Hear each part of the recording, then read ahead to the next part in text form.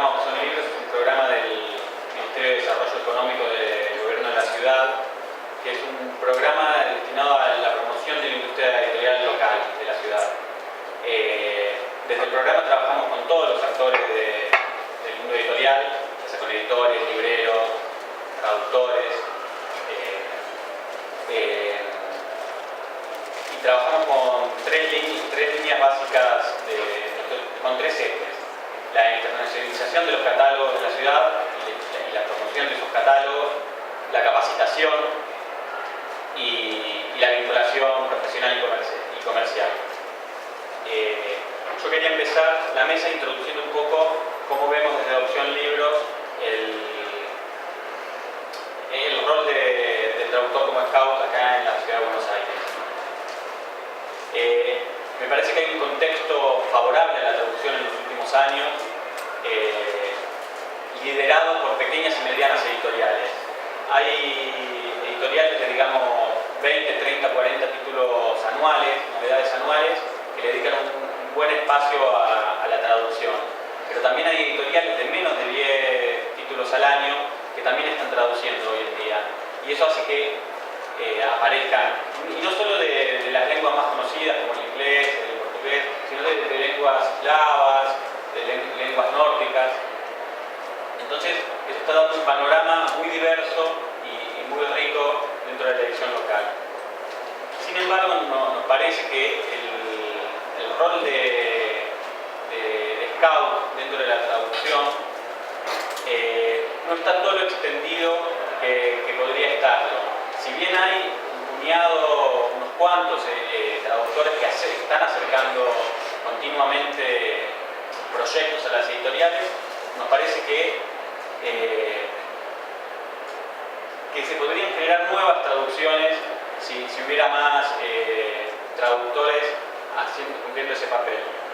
Con mi experiencia yo veo que hay muchos traductores que quieren comenzar a publicar, a trabajar en la traducción literaria y muchas veces no encuentran las mejores herramientas de acercarse al editor. Y asimismo, traductores con más experiencia no encuentran la cantidad de proyectos con los que podría trabajar. Y nos parece que el rol del traductor como mediador y de acercar proyectos a las editoriales cada vez se vuelve más necesario en el mundo actual. Y aparte me parece que tiene un doble beneficio este rol, un doble beneficio de desarrollo personal para el traductor.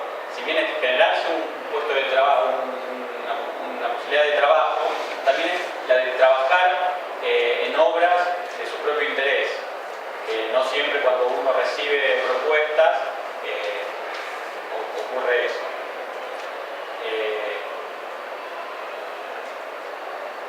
Y me parece que lo que podría aportar esto es, muchas veces los editores, o bien porque no conocen la lengua de origen, o porque no conocen tanto sobre las letras contemporáneas, los traductores informados en estas cosas se podrían volver los principales embajadores de esas culturas de origen y generar nuevos proyectos.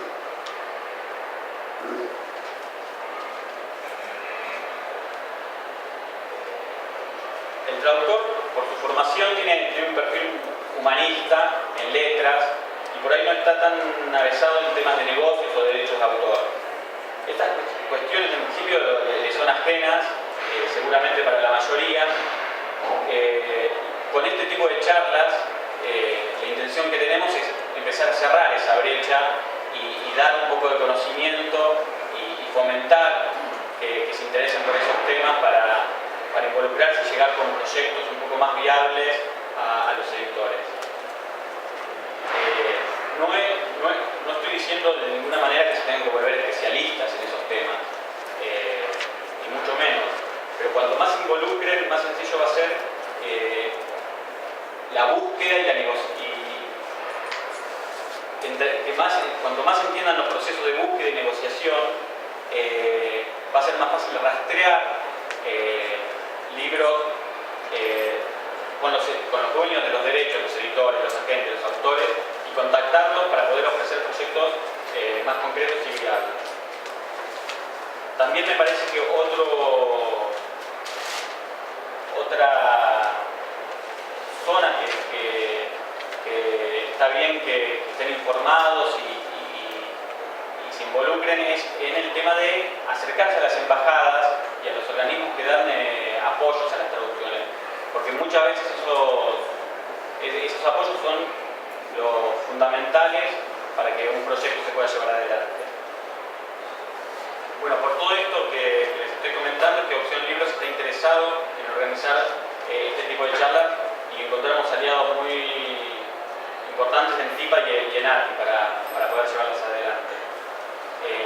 Ahora me gustaría darle pie a Ilide y a Mariana para que nos cuenten su experiencia, para que nos cuenten un poco cómo empezaron, qué cosas hay que aprender en este proceso de acercar proyectos a las editoriales, cuáles fueron las dificultades con las que se encontraron y las mejores, y que como su experiencia nos cuenten cuáles son las estrategias o las mejores formas de acercarse a una casa editorial. Así que muy contento de tenerlas acá y escuchar.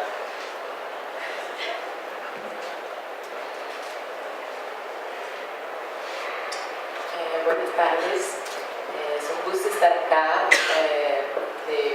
Le comentaba a mi colega que yo, antes de ser traductora, soy periodista y siempre moderé charlas así con escritores en Brasil. Y la primera vez que me invitan a participar, ya estoy acá en Buenos Aires, en la Feria del Libro, hablando español, seguro que voy a cometer un montón de errores. Lástima que me están filmando. Y perdónenme, estoy también un poco nerviosa, pero bueno. Lo que pasa es que acá en esta mesa tenemos dos puntos del mercado editorial, de traductores que están involucrados con la traducción literaria, porque yo recién arranco, empiezo, tengo muy poca experiencia todavía y como vieron ustedes con tantas editoriales que ya ha trabajado, tiene un montón de experiencia. De mi parte, creo que, bueno, les cuento un poco que yo vivo en Curitiba, que es una ciudad que está al sur de Brasil, fuera de lo que llamamos eje Río-São Paulo, y es justamente ahí donde están en Río y São Paulo las grandes editoriales. Y entonces yo me arreglo con las chicas y me parece que es ahí, justamente en esa zona de las chicas y de las medianas editoriales, donde el trabajo el rol del traductor como scout es muy importante, ¿no? Porque muchas veces las editoriales no tienen un equipo tan grande de personas trabajando y que puedan conocer lo que se está publicando en otros países y salir con buenos proyectos. Entonces, yo empecé hay una revista de literatura muy interesante en el sur de Brasil, que sale cada 3 meses, que se llama Historias y que está muy dedicada a publicar cuentos inéditos o con nuevas traducciones, y yo me acerqué de ellos porque eran lo que habían de más cercano a mí y les propuse que tradujera y que publicáramos nuevos cuentistas latinoamericanos, sobre todo argentinos, porque me parece que la literatura argentina siempre tuvo un buenísimo trabajo, buenísimos libros, escritores y etcétera. Y me había interesado el trabajo específicamente de Samantha Schweblin, porque la había entrevistado para un diario en Brasil. Esto fue en 2010, nadie la conocía, no habían sacado su libro, su antología Pájaros en la Boca, que salió en Brasil, pero antes la traduje yo. Y no, les cuento eso porque en realidad fue mi puerta de ingreso en ese mundo, porque con esa editorial les propuse varios proyectos así, de escritores que nadie les conocía en este momento en Brasil, que eran Samantha Schweblin, Fabián Casas, Pablo Ramos, Lina Meruane, y todos esos ahora están publicados. Y bueno, Pablo Ramos todavía no, pero los demás están publicados por medianas o grandes editoriales en Brasil, y me parece que es importante acercarse de ellos para hacer ese trabajo, pero igual hoy, con un poquito más experimentada que estoy, ya llevaría intentaría proponer esos proyectos a una editorial que no fuera tan chica, sino más bien mediana, porque lo que pasa es que las chicas, si bien están más abiertas a las propuestas de los traductores,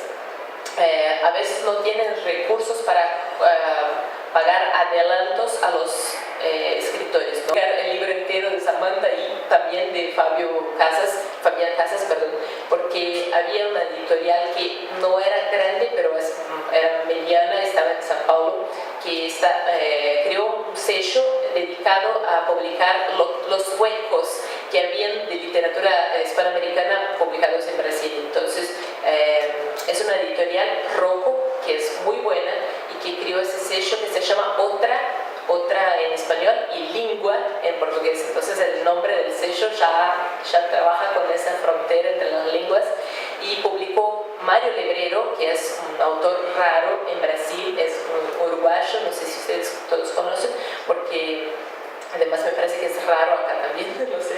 Y publicó también Maximiliano Barrientos, que es un boliviano. O sea, es un sello que tiene como recursos para comprar los derechos, pero también está abierta para arriesgarse y publicar cosas que nadie publicaba en el mercado editorial brasileño.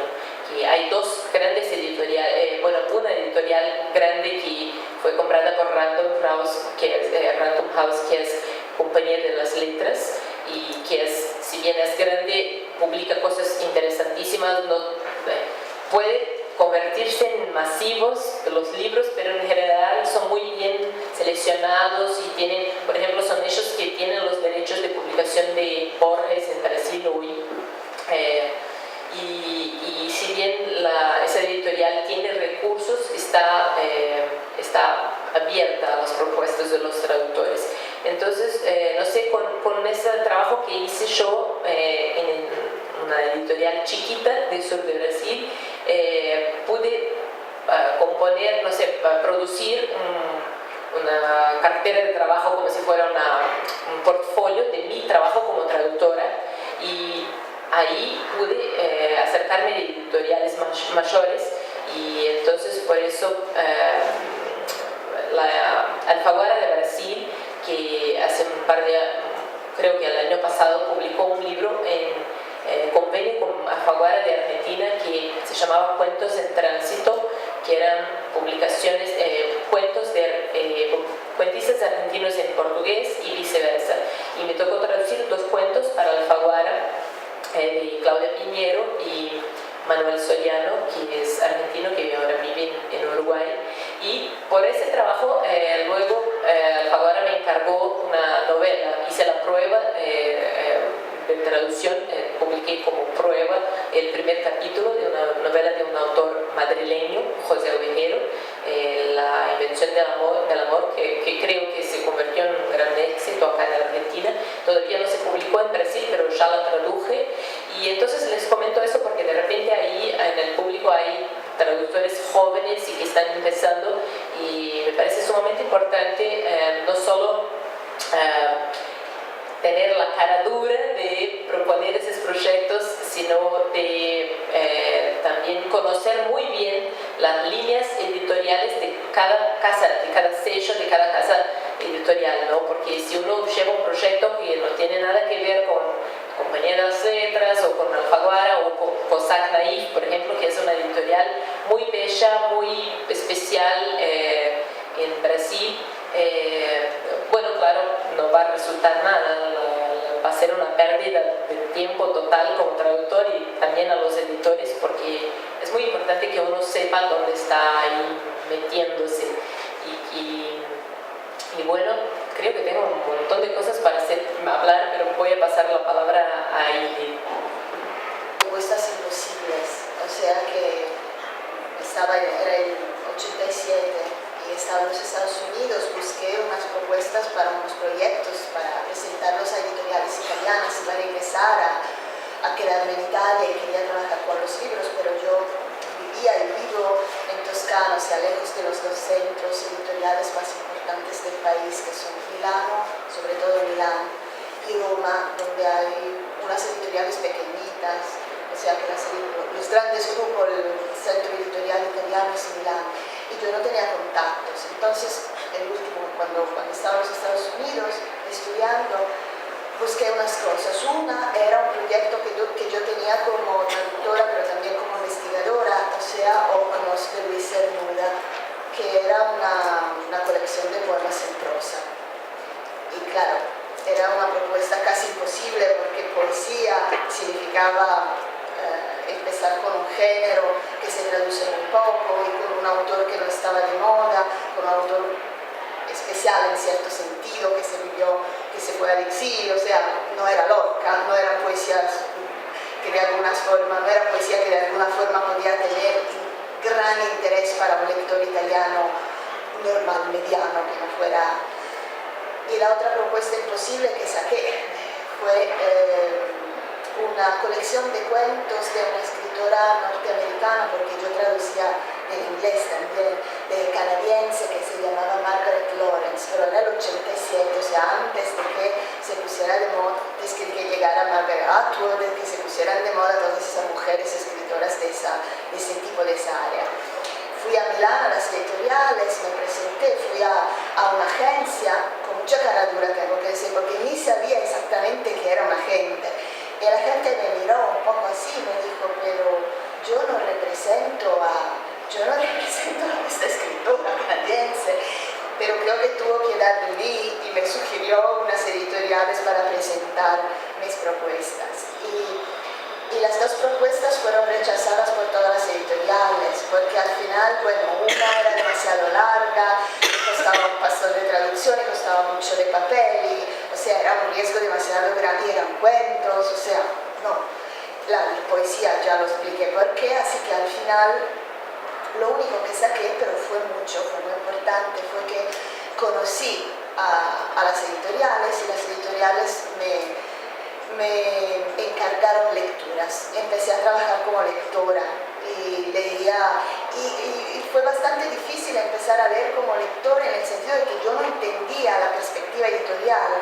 Me acuerdo que me dieron un libro de un escritor español, ahora no me sale el nombre porque estoy bastante cansada, perdonen, y de esos que la crítica los ensalza muchísimo, y yo me sentí como, yo no puedo decir que este libro es difícil que leer porque es un libro de gran literatura, así que escribí una ficha de lectura diciendo es una maravilla de libro, y el editor me dijo, ah bueno, sí, ese es el experimentalismo que ya no está de moda. Tomó el libro, hizo así y lo echó detrás de las espaldas, y me di cuenta de que lo que querían de mí era una lectura como lectora que de alguna forma tiene enfrente de sí el lector normal, el lector italiano que puede o no puede apreciar cierto tipo de libro, no como investigadora, no como crítica literaria. Empecé a trabajar así, y cuando llegó una novela del español, una de las editoriales me pidió una prueba y empecé a trabajar como traductora. Despacito empecé a entender lo que significaba hacer una propuesta, porque bueno, el trabajo, tuve suerte, llegué en el mercado editorial italiano en un momento en que no había muchos traductores del español al italiano, así que cuando llegó trabajo, cuando se empezó a traducir mucho después del bajón, se puede decir, del post-boom, ¿no? Porque después del boom hubo un momento en que se traducían solamente a García Márquez, Vargas Llosa, y no iban a encargar a mí, que acababa de llegar. Y cuando empezaron los españoles, o eran grandes, Pérez Reverte, cuando empezó Luis Sepúlveda, que se llevó a muchísimos autores latinoamericanos de su grupo, ¿no? Yo estaba ahí y el trabajo no me faltaba, pero siempre pensé que, como pasó meses, sino años a veces, sobre un libro, me gusta traducir algo que me gusta. O sea, a mí me gusta traducir en general. Me gusta el trabajo de tomar un texto en otro idioma y llevarlo al mío. Cualquier tipo de texto. Pero si el texto me gusta es un placer doble, ¿no? Y así que siempre he seguido leyendo y buscando. Y bueno, en los últimos años, en los últimos 15 años, doy clase de traducción también. A mis estudiantes yo sugiero mirar para empezar, para hacer propuestas, para presentar proyectos de traducción, yo sugiero mirar entre los autores jóvenes, porque como son jóvenes ellos, ellas, la mayoría son muchachas, buscar entre los autores jóvenes de una área, de una zona, y especializarse, o sea, leer todo lo que sale, porque bueno, si buscas entre los autores ya conocidos es mucho más fácil que la propuesta haya llegado antes a través de agentes. En Italia se traduce mucho del español, hay una estructura, bueno, muy organizada, muy profesionalizada, así que hay que buscar los huecos donde uno puede colarse, presentar a un autor joven que antes de que haga un salto y se vuelva importante, se vuelva más conocido. Y bueno, un problema es a veces descubrir si los derechos están vendidos o no. Y no siempre es fácil ponerse en contacto con el agente o con la editorial extranjera, o sea, es fácil ponerse en contacto, enviar una email, pero no siempre te contestan, a veces te ayudan si ya han intentado todos los caminos estaban cerrados, entonces sí te ayudan y te ven como un embajador de este libro.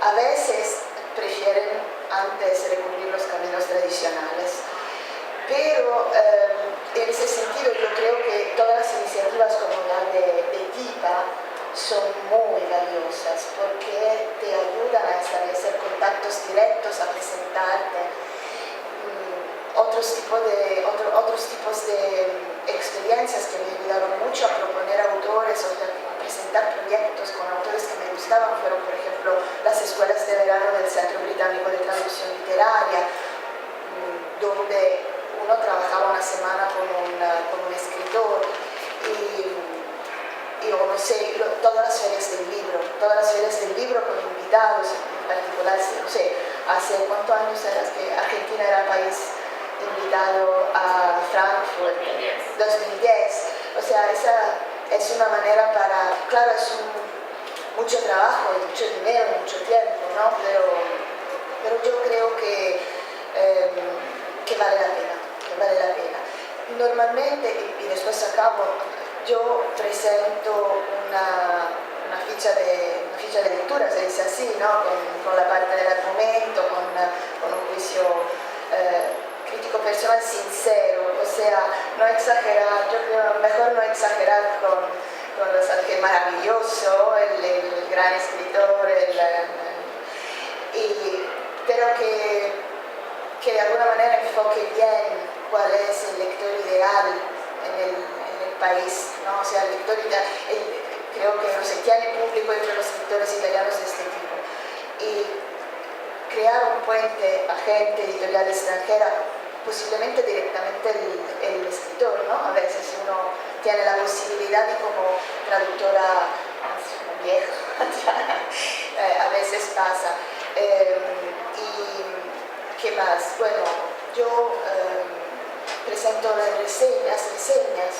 reseña del país, por ejemplo, si presento un autor argentino, las reseñas que salieron aquí, pero también si hay traducciones a otros idiomas, las reseñas de los diarios de otros países, claro, la nota biográfica del autor y todas estas informaciones que pueden ya de alguna forma poner el libro dentro de la editorial italiana, porque, no sé, por ejemplo, en Italia, si un libro tiene éxito en Francia, ya se sabe que pues, muy posiblemente va a tener éxito en Italia.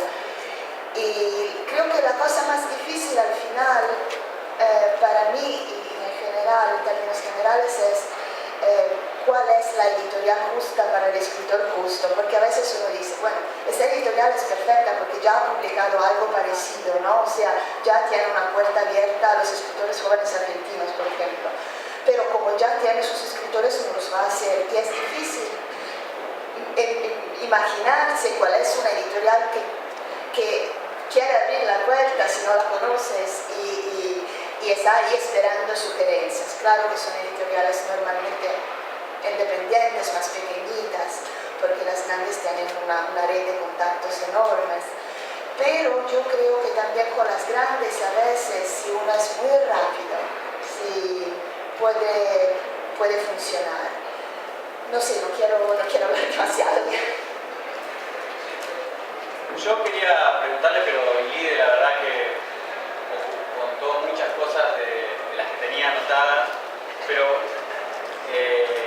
me interesa que por ahí que me marquen de vuelta cuál es la investigación previa que hay que hacer de un libro, de un autor, de un mercado, para poder presentarlo a la editorial. La otra parte está también, como comentó Lide, comentaste vos, a qué editorial presentárselo o no, pero la investigación previa que hacen para presentar un proyecto. Bueno, como había comentado, yo creo que es importante conocer bien la línea editorial, ¿no? Y cuando uno, bueno, como yo soy periodista y estoy un poco experimentada en el área cultural, ¿no? Porque hacía reseñas y entrevistas y manejaba todo eso ahí como periodista, yo conozco un poco el mercado brasileño por eso, ¿no? Por saber más o menos lo que podría interesar a ellos. Ahora, sí, como busco los autores que me interesan, ¿no? Yo, bueno, como estoy un poco más cerca de Buenos Aires que Ili, yo vengo muy seguido acá. Estuve, por ejemplo, en FILPA el año pasado y me acuerdo que había una actividad muy interesante que ahora en el taller, en la semana de TIPA también tuvimos, que era un encuentro con escritores que nos recomendaban obras. Entonces la actividad se llamaba Soy tu librero, que estábamos toda una tarde ahí en una gran librería, una buenísima librería de Buenos Aires, con 3 escritores que eran Claudia Piñero, Maximiliano Barrientos de Bolivia y Jeremías Gamboa de Perú. Y nos recomendaron varios libros, y yo, como mi enfoque está más en la literatura latinoamericana, les pedía esas recomendaciones, y acá en la semana de TIPA también pasó eso con críticos, periodistas, personas del área que hicieron una rueda ahí de presentaciones de varios libros que están saliendo muy bien en el mercado editorial argentino hoy.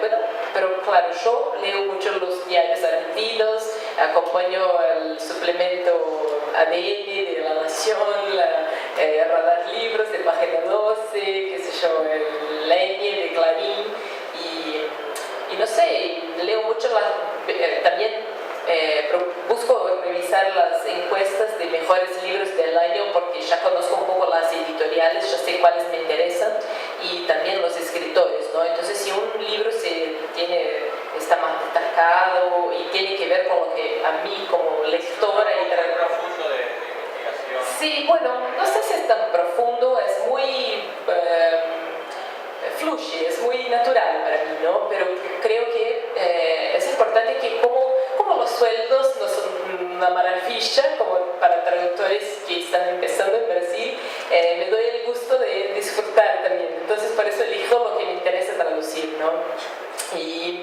Y no sé, creo que es importante estar ahí, viajar, empaparse de la escena literaria argentina contemporánea para mí, porque como no traduzco todavía a grandes editoriales, tengo que buscar los huecos. En Brasil, actualmente, el principal hueco es la nueva narrativa argentina, o no solamente argentina, ¿no? Pero la nueva generación es un hueco. Claro, hay también proyectos que no son de jóvenes autores.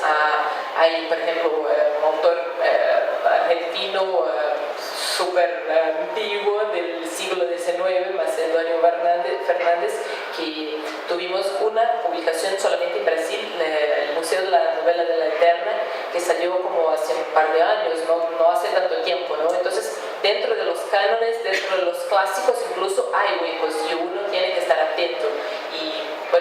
Pero bueno, a mí me interesan las novedades, un poco porque creo que heredé del periodismo, estar siempre al día con las cosas, pero también por lo que comentaba Ili, que es importante que uno sepa cómo están manejando el tema de la compra de derechos. Entonces, si uno tiene un libro, por ejemplo, de Cortázar, que hay algunos huecos de la publicación de la obra de Cortázar en Brasil. Hay un librito que me encanta, que son Los Autonautas de la Cosmoquista, que la última última traducción en portugués tiene como 30 y tantos años, pero yo no me animo a buscar eso porque sé que los derechos va a ser todo un tema, va a ser muy difícil, y yo, como no estoy ahí, no tengo una relación tan cercana con una editorial grande que tiene los derechos comprados de Cortázar, que es Record, que es el grupo más industrial del mundo editorial brasileño. Yo seguramente que no me va a tocar a mí traducir ese proyecto. Seguro que hay muchos más traductores, mucho más experimentados que van a ser, no sé, invitados a hacer esta traducción.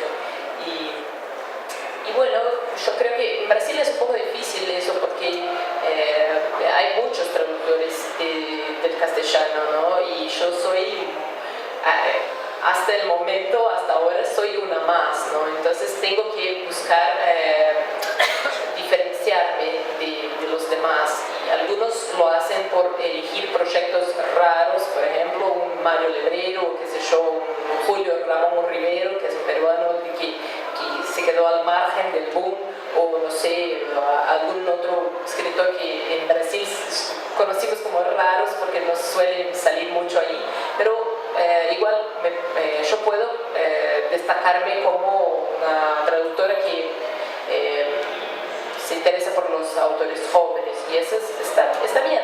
Creo que hay espacio para todos, ¿no?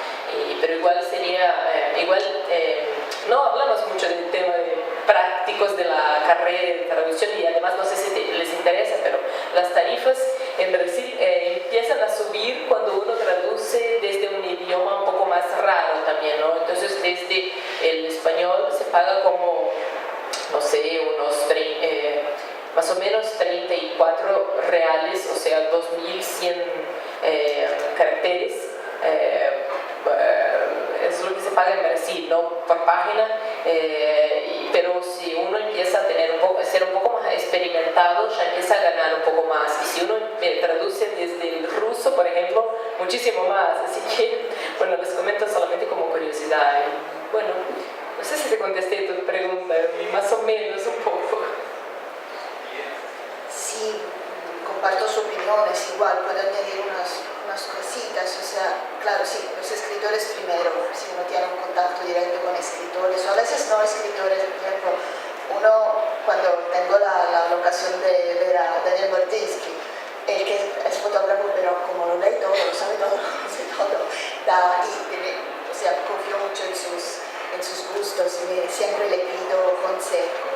Los traductores a otros idiomas, o sea, por ejemplo, yo tengo relaciones muy buenas con colegas ingleses que traducen español-inglés o francés, español-francés, y que trabajan con editoriales similares a las editoriales con que trabajo yo.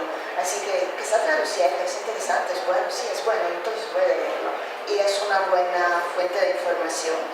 Otra cosa que miro son las editoriales extranjeras, yo las francesas, porque como decía antes, hay mucha, bueno, si se vende en Francia, si en Francia gusta la crítica, se vende en Italia, normalmente gusta la crítica italiana. Así que miro ciertas editoriales francesas que traducen del español de Argentina, de Chile, y así, y voy a leerme los libros. La red es una fuente infinita de información, y